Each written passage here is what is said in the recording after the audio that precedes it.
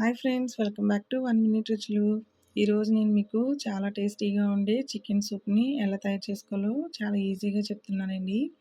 ముందుగా చికెన్ ముక్కల్లో ఉప్పు, మిరియాల పొడి వేసుకొని 15 నిమిషాల పాటు మనం ఉడికించుకొని పక్కన పెట్టుకోవాలి. ఉడికించిన చికెన్ ముక్కల్ని చిన్న చిన్న ముక్కలుగా చీల్చుకొని పక్కన పెట్టుకోవాలి. స్టాక్‌ని మాత్రం పడేయకుండా పక్కన పెట్టుకోవాలి.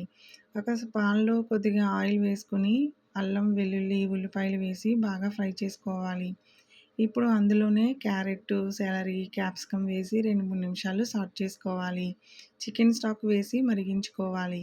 ఉడికించిన చికెన్‌ని ఉప్పు, మిరియాల పొడి వేసి, సోయా సాస్ వేసి బాగా కలుపుకోవాలి.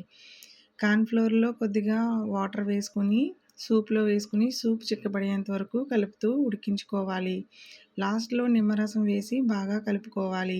చివరగా కొత్తిమీర వేసుకొని వేడి వేడిగా సర్వ్ చేసుకుంటే ఎంతో టేస్టీగా అయిపోయే చికెన్ సూప్ రెడీ అయిపోయినట్లేనండి.